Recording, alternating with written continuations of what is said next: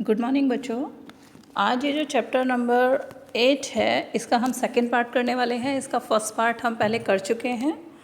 तो ये वाला जो लेसन बेटा जीव जनन कैसे करते हैं ये हमने कंप्लीट कर लिया था। जनन कंप्लीट कर लिया था, अलैंगिक जनन कंप्लीट कर लिया था, और लैंगिक जनन क्या होता है इसमें डिफरेंसेस कर लिए थे। जो नेक्स्ट है फिर अलैंगिक जनन की विधियाँ की थी हमने, जिसमें कि जो द्विखंडन है उसमें एक चीज़ रह गई थी। इस बार जो लास्ट ईयर सिलेबस में एक चीज़ नई ऐड हुई थी, द्विखंडन में एक एग्जाम्पल ऐड हुआ था लसमानिया का। तो जो लसमानिया है वो भी क्या है आपको सामने दिख रहा होगा ना।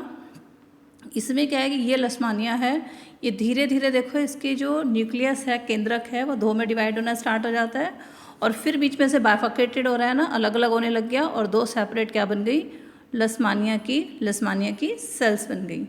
तो ये जो है ये नया एग्जाम्पल ऐड हुआ था तो आ सकता है ये। तो ये लास्ट वाले वीडियो में मेरे को ध्यान नहीं रहा था बताना, तो इसको ध्यान रखना बेटा कि द्विखंडन से लसमानिया जो है द्विखंडन से जनन करता है, अलैंगिक जनन।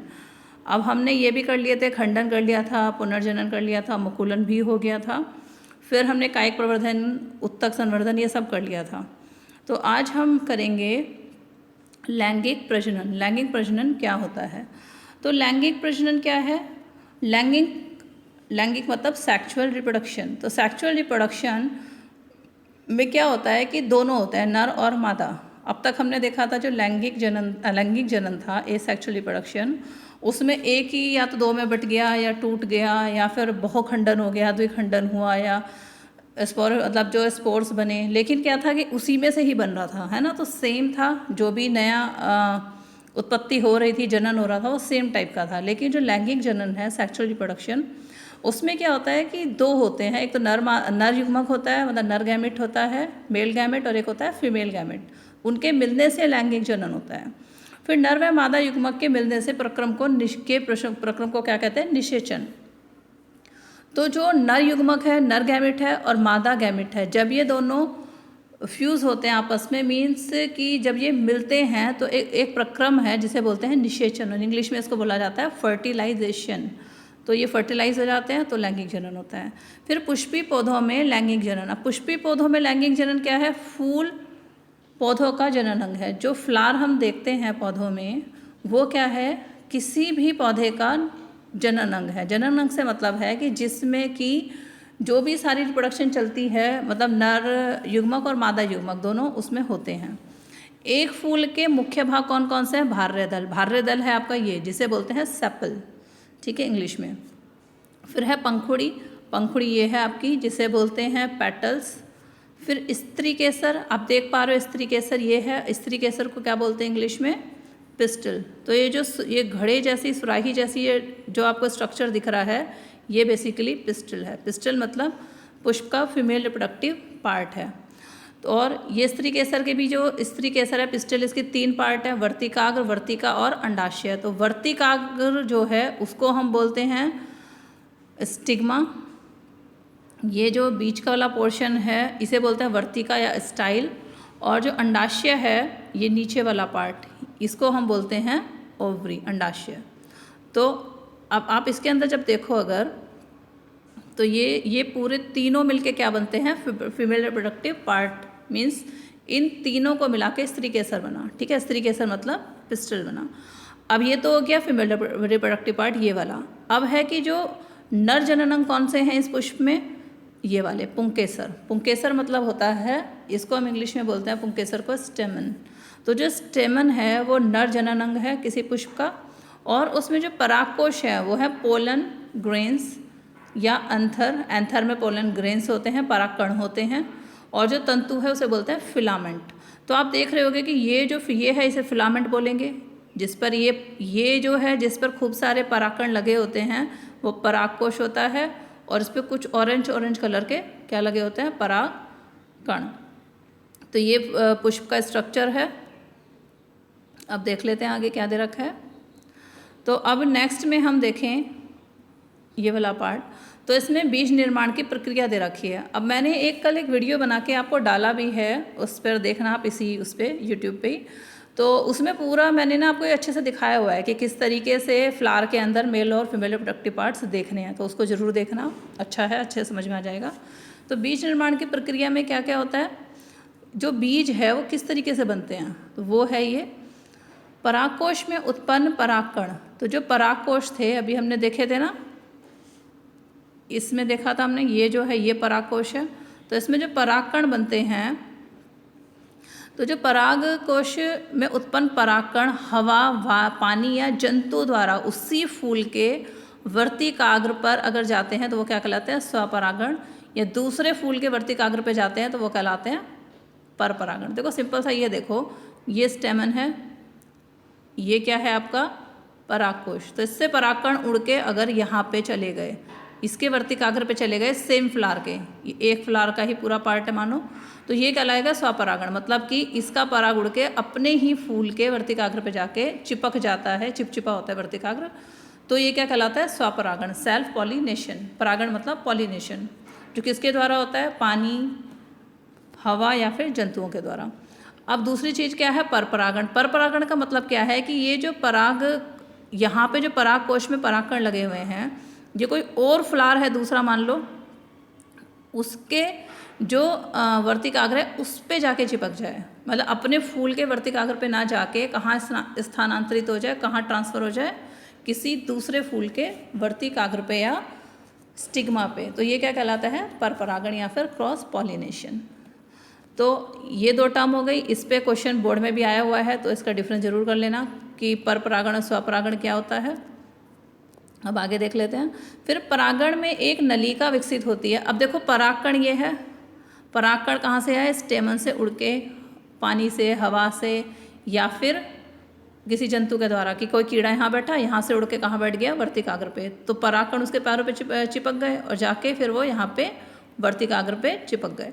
तो ये परागकण तो समझ में आ गया होगा आपको कैसे पहुँचे। अब क्या हुआ कि जो परागकण यहाँ पर पहुँचे, वो यहाँ पे क्या करते हैं, ग्रो करना स्टार्ट कर देते हैं, उसमें एक नलिका विकसित होने लगती है, मतलब कि एक छोटी सी नली बनने लगती है, जिसके अंदर जो है परागकण जो है वो उसके अंदर से होते हुए जाते हैं अंडाशय तक। तो जो नर युग्मक है, ये आपने देखे थे, पोलन ग्रेन्स को नर युग्मक बोलते हैं। पराग नली, पोलन ट्यूब, तो धीरे धीरे पोलन ट्यूब पूरी बढ़ के कहाँ पहुँचती है, अंडाशय है ये वाला पार्ट, ये बड़ा हो गया, यही फल बनता है, ऊपर वाला पार्ट झड़ जाता है, और ये मादा युग्मक है यहाँ पे। तो देखो ये जो पराग नली है, यहाँ से होता हुआ पोलन ग्रेन्स कहाँ पहुँच गए, मादा युग्मक तक, और यहाँ पर जाके जो नर युग्मक है और मादा युग्मक है, ये दोनों क्या है, मिल जाते हैं। तो इसके मिलने को क्या बोलते हैं, फर्टिलाइजेशन या फिर निषेचन। तो ये हो गया निषेचन या फर्टिलाइजेशन, ठीक है। तो ये इसको निषेचन बोल देते हैं। तो अब आगे देख लेते हैं इसको, और इसका मैं बता ही रही हूँ, मैंने वीडियो बनाया उसमें देखना, बहुत अच्छे से दिखाया हुआ है उसमें, तो आपको बहुत अच्छे से और भी समझ में आ जाएगा। फिर थर्ड पॉइंट है, अंडाशय के अंदर नर और मादा युग्मक का निषेचन होता है, अभी बताया था मैंने आपको, फर्टिलाइजेशन होता है, तथा क्या बनता है, युग्मक, युग्मक का निर्माण होता है, युग्मक बोलते हैं जाइगोट को। तो जब मादा युग्मक और नर युग्मक मिल गए तो दो कोशिका हो गई ना, उसमें दो साथ में हो गए, तो वो दोनों मिलके क्या बनाते हैं, जाइगोट। जब अकेले देखो, इसमें 3 टर्म्स हैं, जब खाली पोलन ग्रेन है तो वो नर युग्मक है, मतलब गैमेट है, फिर उन दोनों ने निषेचन कर लिया, नर युग्मक और मादा युग्मक ने, दोनों गैमेट्स है ना, मेल गैमेट और फीमेल गैमेट ने निषेचन कर लिया, फर्टिलाइजेशन कर लिया, उसके बाद वो दो साथ में हो गए, तो उस टाइम वो क्या कहलाते हैं, युग्मनज, जिसमें दोनों होते हैं फर्टिलाइजेशन के बाद, और उसको बोलते हैं जाइगोट।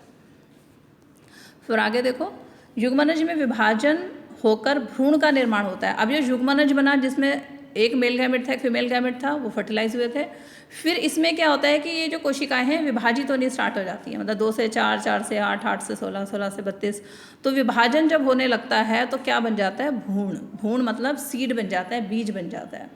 तो बीजांड में एक कठोर आवरण आ जाता है, तो जो बीज होते हैं उसके ऊपर देखा हो ना, एक हार्ड सी कवरिंग होती है, तो वो किस में बदल जाते हैं, फिर बीज में, सीड्स बन जाते हैं। अंडाशय फल में बदल जाता है, और जो अंडाशय है, अंडाशय कौन सा वाला पार्ट है, ये वाला। तो जब एप्पल खाते हो, नाशपाती खाते हो, तो ये वाला जो पार्ट है हम अंडाशय खा रहे होते हैं उसका, है ना। तो जो किसी भी फ्रूट का जो अंडाशय वाला पार्ट है, यही मोस्टली क्या बनता है, फल या फल में कन्वर्ट हो जाता है। फिर बीजांड में कठोर आवरण विकसित होता है, अंडाशय फल में बदल जाता है तथा फूल के अन्य भाग क्या है, झड़ जाते हैं। ये आपको क्लियर हो गया होगा, सिंपल है बहुत। फिर मानव में प्रजनन, अब हमने जो पौधों में जनन था वो हमने देख लिया कैसे होता है। अब हम देखते हैं कि मानव में कैसे होता है।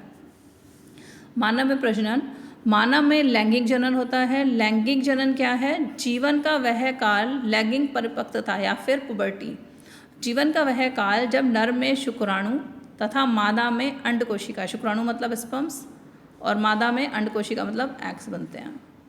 तो मादा में एग्स या अंडकोशिका का निर्माण शुरू हो जाता है। किशोर अवस्था की इस अवधि को यौनारंभ कहते हैं। तो एक बार 1 मार्क में ये क्वेश्चन भी आया हुआ है कि यौनारंभ किसे बोलते हैं, तो ये आप अच्छे से कर लेना। दूसरा एक बार ये जो डायग्राम है ये भी 3 मार्क्स में आया हुआ है, इसको भी कर लेना। परागकण क्या होते हैं, परागण स्व और पर परागण में अंतर, ये भी 2 मार्क्स में आया हुआ है, इसको जरूर कर लेना। ठीक है, इसका डायग्राम मैं आपको बता ही रही हूँ, आता ही है। तो यौनारंभ मतलब पुबर्टी, जब हम 13 के ऊपर हो जाते हैं ना, ज़्यादातर 13 साल के बाद जो टीनेज होती है वो यौनारंभ का टाइम होता है। तो यौनारंभ पे क्या क्या परिवर्तन होते हैं, किशोरों में क्या है परिवर्तन होते हैं, तो एक समान तो नहीं होते, लड़कियों में डिफरेंट टाइप के परिवर्तन है और लड़कों में डिफरेंट टाइप के। तो लड़कों में या नॉर्मली क्या होते हैं, कांख व जंगनाक के पास गहरे बालों का उगना। तो हमारी बॉडी पे देखा होगा कि एक एज के बाद जब हम पुबर्टी में टीनेज मतलब होता है 13, 14, 15, 19 तक जो टीनेज होती है।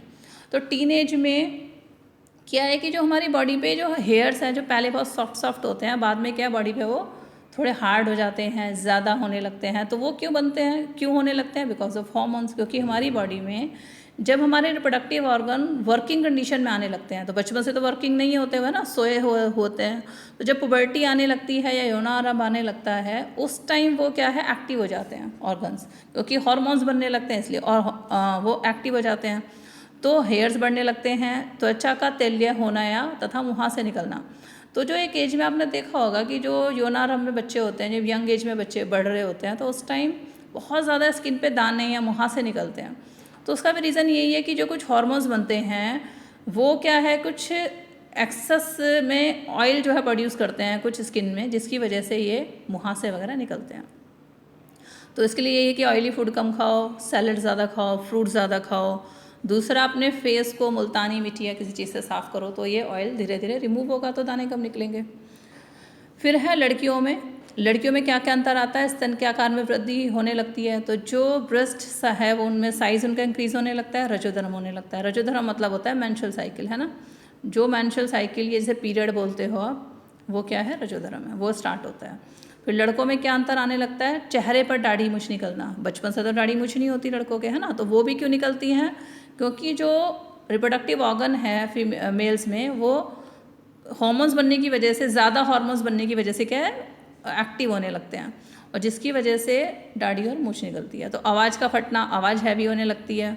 फिर ये परिवर्तन संकेत देते हैं कि लैंगिक परिपक्वता हो रही है, मतलब कि जो लैंगिक जो हमारे ऑर्गन्स हैं वो धीरे धीरे क्या हो रहे हैं, मैच्योर हो रहे हैं, परिपक्व हो रहे हैं।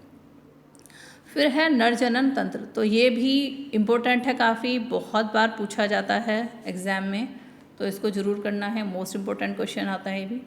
और इसमें से क्या क्या करने वाली चीज़ें हैं वो मैं आपको बता देती हूँ। तो देखो इसका अभी डायग्राम देखो पहले, ये नरजनन तंत्र का डायग्राम है। तो इसमें पहले तो ध्यान से देख लो क्या क्या दिया हुआ है। इसमें वृषण का एक पेयर ऑफ वृषण होता है, मतलब जो एक जोड़ा वृषण होता है, शुक्र वाहिनी होती है जो यहाँ से यहाँ तक जा रही है, इसे ध्यान रखना। उसके बाद है मूत्राशय होता है, शिश्न होता है, फिर शुक्राशय होता है, ठीक है, और ये इसके मेन पार्ट है।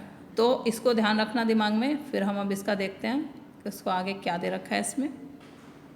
तो इधर आ जाते हैं। तो जनन तंत्र में देखो वृषण अभी हमने देखा था, टेस्टिस बोलते हैं जिसको। तो टेस्टिस में क्या था कि जो टेस्टिस है वो वृषण के उदर गुहा के बाहर वृषण कोश में उपस्थित होते हैं। तो ये क्या है कि आपने अभी डायग्राम में देखा ही था, तो इसका डायग्राम ही मेन याद करना। फिर वृषण कोश तापमान तुलनात्मक रूप से कम होता है जो शुक्राणु बनाने के लिए आवश्यक है। मतलब अगर वृषण कोश का जो तापमान है, टेम्परेचर है, वो कंपैरेटिवली लो रहता है, थोड़ा कम रहता है, जिससे कि जो शुक्राणु है वो आसानी से बन सके, जो स्पर्म्स है वो आराम से फॉर्म हो सके। फिर है नर युग्मक शुक्राणु यहाँ पर बनते हैं। तो जो शुक्राणु है वो क्या है, उनको क्या बोलेंगे, नर युग्मक, मतलब कि मेल गैमेट्स जो कहाँ बनते हैं, वृषण में, टेस्टिस में, है ना, जो पेयर में होती हैं। फिर है, तो ये चीज़ ध्यान रखना कि वृषण का कार्य क्या है, नर शुक्राणु या नर गैमेट्स जो है, स्पर्म्स जो हैं वो यहाँ बनते हैं। तो ये हो गया 1 नंबर का क्वेश्चन। फिर वृषण ग्रंथि टेस्टोस्टेरोन हार्मोन उत्पन्न करती है। इस हार्मोन को रट लेना, टेस्टिस टेस्टोस्टेरोन, उससे याद कर लेना। वृषण को इंग्लिश में टेस्टिस बोलते हैं ना, तो टेस्टोस्टेरोन, तो टेस्टोस्टेरोन जो है वो हार्मोन है जो कि मेल हार्मोन है। इस हार्मोन की वजह से ही सारे चेंजेस आ रहे होते हैं जो मेल्स में आते हैं एक पर्टिकुलर टाइम के बाद उनके रिप्रोडक्टिव ऑर्गन्स में। तो टेस्टोस्टेरोन के कार्य भी एक बार 2 नंबर में पूछा गया है बोर्ड में, तो इसको अच्छे से पढ़ना। शुक्राणुओं का उत्पादन पर का नियंत्रण, मतलब जो शुक्राणु जो स्पर्म्स बनते हैं उस पर नियंत्रण करना। और लड़कों में यौवनावस्था परिवर्तन, मतलब कि जो बॉयज़ में चेंजेस आते हैं एक एज के बाद, जो यंग होने लगते हैं जब बच्चे, तो उस टाइम जो चेंजेस आ रहे हैं उसको भी कौन कंट्रोल करता है, ये हार्मोन। तो बेसिकली जो भी सारी चीज़ें हो रही हैं सब इसी हार्मोन की वजह से हो रही हैं, या जो भी हमारा ध्यान चेंज होने लगता है वो भी इसी हार्मोन की वजह से। फिर है शुक्रवाहिनी, जो भी मैंने आपको दिखाई थी, जिसको बोलते हैं वॉस डिफेंस करके बोलते हैं इंग्लिश में। तो शुक्रवाहिनी ये शुक्राणुओं को वृषण से शिशन तक पहुंचाती है। तो इसका शुक्रवाहिनी का काम क्या है, शुक्राणु को वृषण से शिशन तक पहुंचाना, मतलब शुक्राणुओं को टेस्टिस से पीनस तक पहुंचाना, तो ये इसका काम है। फिर है मूत्र मार्ग, यह मूत्र और व्रिय दोनों के बाहर जाने का मार्ग है। मतलब क्या है कि जो मूत्र है और व्रिय है उन दोनों को बाहर ले जाने का काम कौन करता है, मूत्र मार्ग। बाहरी आवरण के साथ इसे शिशिन कहते हैं, तो इसे क्या बोला जाता है, पीनस या शिशिन। संबंधित ग्रंथियाँ कौन कौन सी हैं, ये इंपॉर्टेंट है बहुत, इस पर 3 मार्क्स का क्वेश्चन आया हुआ है बेटा एक बार, तो इसको ज़रूर कर लेना अच्छे से। तो इसमें देखो क्या दे रखा है, तो ये क्या है, संबंधित ग्रंथियाँ, शुक्राशय ग्रंथियाँ तथा प्रोस्टेट ग्रंथि, 2 ग्रंथि इसमें आपने नाम सुनी है, शुक्राशय ग्रंथि और प्रोस्टेट ग्रंथि। अपने स्राव शुक्रवाहिनी, जो वॉस डिफेंस एक नली जा रही थी ना, छोटी सी ट्यूब, वो शुक्रवाहिनी में डालते हैं इसमें। तो क्वेश्चन ये आता है कई बार कि कौन सी 2 ग्रंथियां हैं जो मेल में होती हैं। तो एक तो है शुक्राशय ग्रंथि, दूसरी प्रोस्टेट ग्रंथि। तो दोनों ही ग्रंथि इंपॉर्टेंट है, याद रखना है इसको। फिर है कि शुक्राणु तरल माध्यम में आ जाते हैं। तो ये जो ग्रंथियां हैं ये क्या करती हैं, कोई श्राव कुछ एक तरीके से लिक्विड टाइप से होता है वो श्राव, वो किस में डालती हैं, शुक्रवाहिनी में डालती हैं। तो उसका फ़ायदा क्या होता है कि जो शुक्राणु हैं, जो स्पर्म्स हैं, वो तरल माध्यम में आ जाते हैं, थोड़ा सा लिक्विड में आ जाते हैं। यह माध्यम उन्हें पोषण प्रदान करता है, और जो स्पर्म्स बनते हैं तो जो उनको पोषण है, न्यूट्रिशन है, वो किससे मिलता है, इन्हीं ग्रंथियों के स्राव से। फिर है उनके स्थानांतरण में सहायता करते हैं। तो जो ये इनका स्थानांतरण है, एक जगह से दूसरी का ट्रांसफ़र है, इसमें भी हेल्प करते हैं। और शुक्राणु तथा ग्रंथियों का स्राव मिलकर व्रिय बनता है। ये क्वेश्चन 1 नंबर में आया हुआ है कि व्रिय किसे कहते हैं, ठीक है। तो व्रिय के ऊपर भी एक बार क्वेश्चन आया था 1 मार्क का, तो इसको याद रख लेना बेटा कि व्रिय में क्या 2 चीज़ें होती हैं, शुक्राणु तथा ग्रंथियों का स्राव। तो 2 चीज़ें होती हैं, स्पर्म्स होते हैं और जो इन ग्रंथियों से कुछ फ्लूइड रिलीज होता है वो होता है, तो उससे मिलकर क्या बनता है, व्रिय। तो ये आपको याद रखना है। अब नेक्स्ट देख लेते हैं। तो अब देखो इस डायग्राम में, नर वाली डायग्राम में, आप अब क्लियर समझ में आ रहा होगा आपको। ये वृषण दे रखा है, ये शिशिन दे रखा है, यहाँ पर 2 ग्रंथियाँ दे रखी हैं, है ना, प्रोस्टेट ग्रंथि ये रही देखो यहाँ पर, और शुक्राशय ग्रंथि ये रही, दोनों ग्रंथि दे रखी हैं, 1 और 2 ये ग्रंथि हैं। और सॉरी ये वाली नहीं, ये वाली शुक्रवाहिनी जो है ये है आपकी, ये ध्यान रखना, इससे होते हुए स्पर्म्स जो है वो यहाँ तक पहुँचते हैं। तो इसका तो बस ये है कि डायग्राम इंपॉर्टेंट है। डायग्राम एक बार 3 मार्क्स में डायग्राम भी आया हुआ है, इसके साथ 2 क्वेश्चन अटैच थे, तो इसको कर लेना बेटा। अब इस वाली वीडियो में तो मैं सोचूँ इतना ही रखूँ, नहीं तो बहुत लॉन्ग हो जाएगा। और वैसे मैं इसका 3rd पार्ट भी डालने वाली हूँ, जिसमें आगे का जो पार्ट है सारा वो उसमें हम कवर करेंगे। तो अभी आप इसको इतना ही कर लें। तो थैंक यू बेटा।